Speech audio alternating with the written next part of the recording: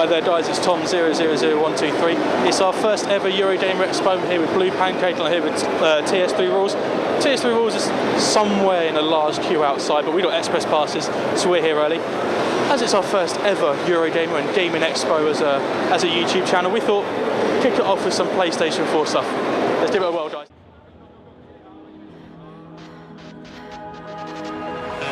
They say the bad things, they come in waves of 3.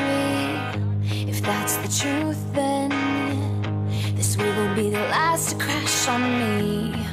Oh, hold me close, my dearest one. I fear the worst is yet to come.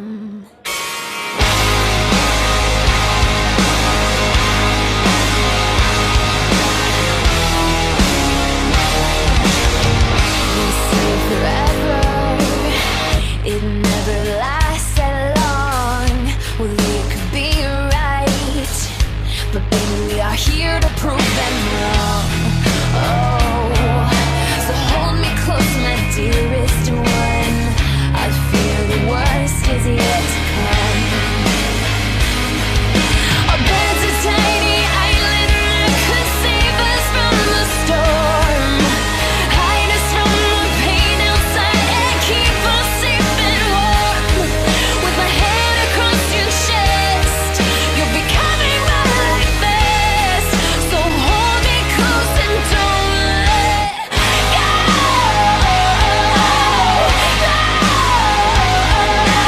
Hold me close and don't let go.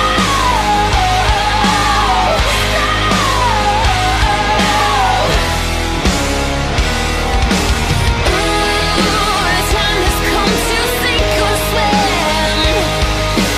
Ooh, so grab my hand and pull me safely in.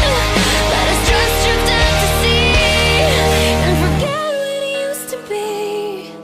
My home is wherever you are, lying next to me. Our bed's a tiny island that could save us from the storm, hide us from the pain outside, keep us safe and warm. With my hand across your chest, you'll be coming by like this. So hold me close and don't let, hold me close and don't let go.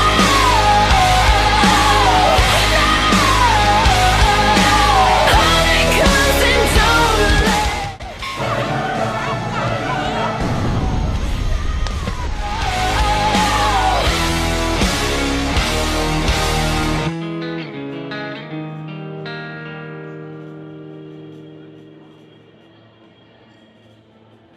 Hey there guys, it's us again, and this time you join us on top of the gallery. Give you a brief overview. You've got your Call of Duty Ghosts in the far left corner there dominating the space. You've got your Rise of Rome, Son of Rome at the bottom there. You've got your Gran Turismo 6. Coming into shot now, you've got the PlayStation 4 trial demo play space, which is massive. You've got your Destiny at the back coming into view. You've got your FIFA 14s at the bottom, and you've got Sims 4 and a load of other well-known big named games. What this exhibition, EuroGamer 2013, is all about, in my opinion, is giving the developers a chance to show off their latest software, their hardware, how the games are, the latest graphics. But also, in my opinion, it's very important for these indie developers, the indie games developers that start off on a very small scale and work their way up to these expos to try and get as much recognition as possible. And to do that, we're giving them, we got very lucky and got a couple of interviews lined up with a couple of really good indie developers, and we're going to bring those interviews to you now. Enjoy. Hi there guys, it's me again. I'm here with Anders this time, and we're talking about Coilworks' latest thing. It's Cloudbuilt. Basically, just give a bit of background to our viewers. What sort of game is it? Where did the inspiration come from for your game?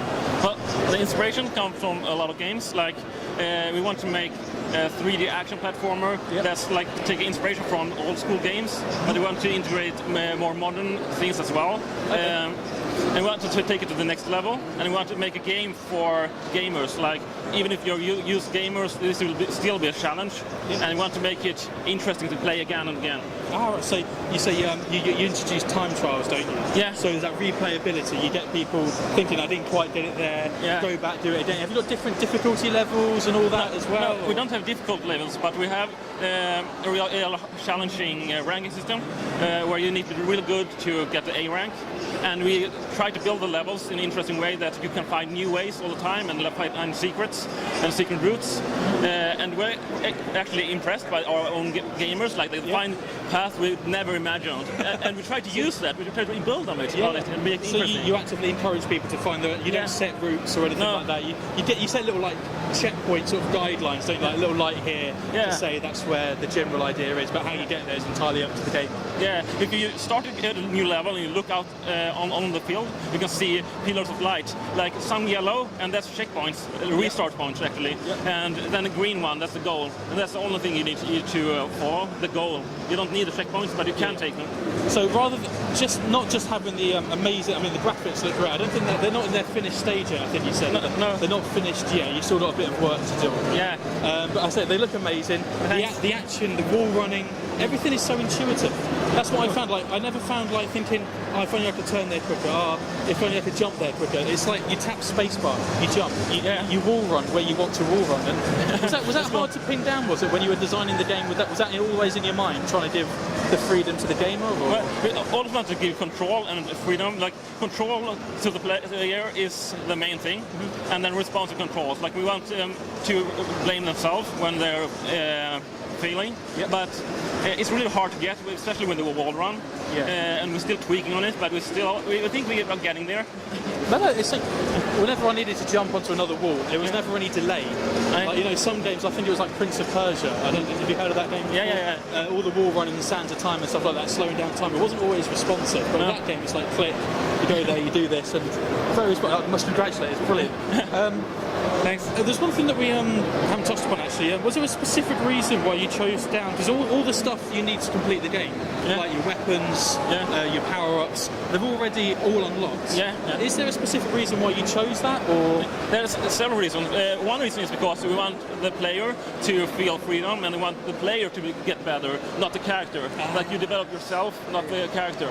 And also because of speed running, we want them to go back to the first level and find it interesting with all the power-ups still. So we don't want them to get the power-up later on that breaks the first level. So some techniques that you pick up later in the game you can apply to the earlier levels when you replay it again. Yeah, like brilliant. So more replayability. Yeah, actually, like the first levels, I can like beat them in 48 seconds, like one level, and that's because I use techniques that I only need to use later, and that's how I want people to do. Like they develop themselves and become more skills. Fantastic.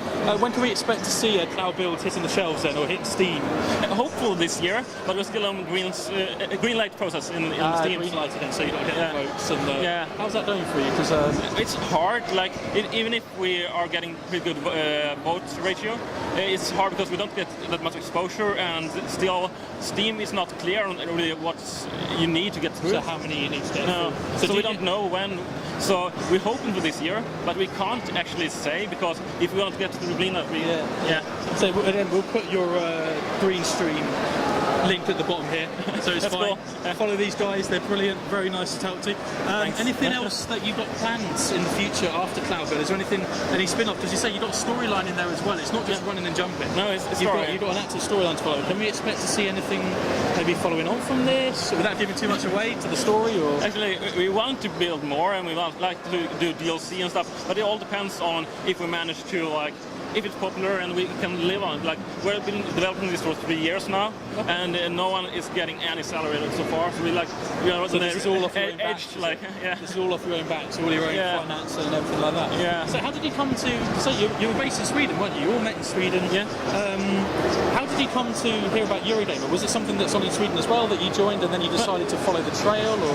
Well, we just got featured on Rock Paper Shotgun one time before, and then EUROGAMER picked up on it, and then when they announced the EUROGAMER EXPO, we got tips to submit our game, and they liked it, and we got here. So we got fantastic. So, again, all your own work. That's fantastic. Well, thank you very much, Anders. Brilliant. Thank you very much for your time, and good luck, and enjoy the rest of the expo. Yeah, thanks.